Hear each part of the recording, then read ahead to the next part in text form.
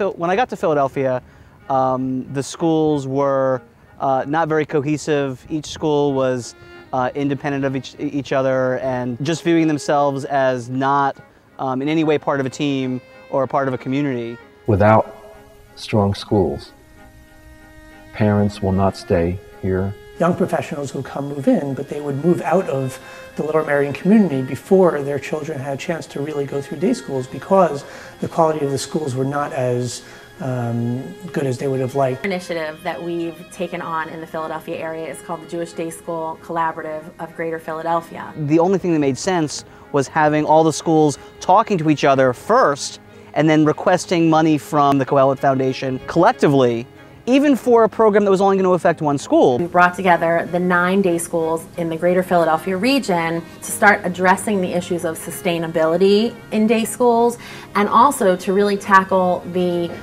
importance of academic excellence. The collaborative that's now exists here for day schools in Philadelphia, which is really revolutionizing Jewish education, is going to have a tremendous national spillover. You know, the greater community might benefit today from spending money on another school, and in a few years it might benefit from spending on your school. And we needed them to have that conversation and to understand that process. And we also would like to see philanthropists and donors in our community and in other communities getting that kind of point of view of saying, I'm not going to do what I want for my children or for my hashkafa or for my perspective. I want to do what the community needs.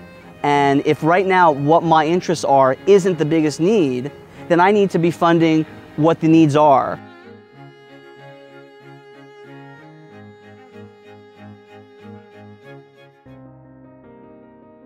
Young Israel East Brunswick has been here for well over 25 years now. We are one shul town, and being a one shul town makes us one Orthodox shul town. Has both advantages and disadvantages. In terms of the rabbinic search process, being a very diverse community, it made it very important for us to hear the voices of such diversity, and it's a certain challenge in choosing the right Rav, someone who's able to speak across that spectrum. With the assistance of the rabbinic search team, created a survey, did focus groups here in the shul. And it sounded like Wall Street, like people putting up bids. You had various focus groups, you had blackboards, you had leaders from Yeshiva University guiding each group of 25, 30 members, asking them for their own opinions, not even feeding them anything, just asking them, and it was like they were bidding on a stock. And then took all of that information to build a profile of who the rabbinic leader was that we were in search of.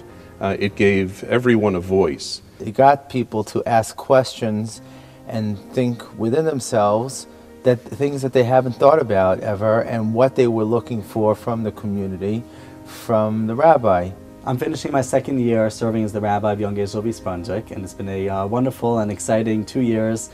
Many opportunities for growth, both personally and for the community as well. I think without question the synagogue as a whole feels that the process was an enormous success. It was really the only road to success.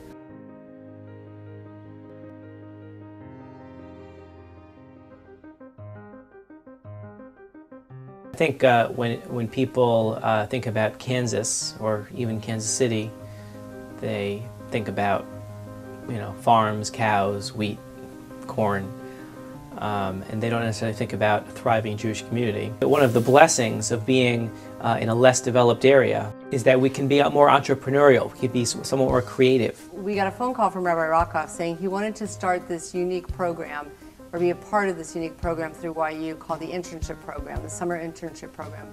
Not wanting it to be strictly a learning kollel type of program, but actually one that was a true learning opportunity for students to know that there is a true Torah umada, that they can actually be religious Jews and yet still have functional jobs which are part of the community. Aside from getting a fantastic internship, as well as a chance to continue one's learning, I think this program allows students to really get a chance to see what real life as a Jewish professional could be like.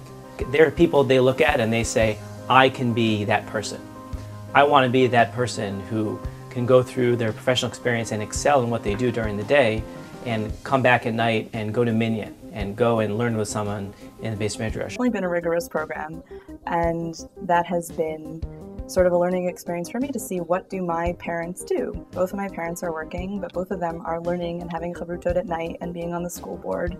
And I realize now the level of commitment and passion that requires. One of the things I've learned from this program is that it's really possible to have your feet, you know, 1 foot in the door, 1 foot out. I mean, like kind of like 1 foot in the Beit Midrash and the Beit Midrash world, while at the same time, you know, being part of the workforce and not just keeping them separate, but integrating the two. I remember when Rabbi Rockoff first came up with the idea, and we talked about should we have these college students from New York coming in and staying with us, staying in our houses, us feeding them, and creating entertainment, creating job opportunities, etc. And I remember pointing out that, you know, this might be just as important to us as it is for them. But they've been amazing. Sam is really bright, and he has this analytical approach to understanding different business problems that I just have this hillbilly approach to, well, I guess it'll just kind of work. But I want to be one of those people who is both working and involved in something that I'm passionate about, and is at the same time simultaneously committed to being a part of the Jewish community around them. As a rabbi of VIV, but also believing strongly in the values of Yeshiva University, think that this is something that can really take hold in communities around the country. I think the true success will be not if Kansas City is successful in this model, the true success will be if it catches on in other places as well.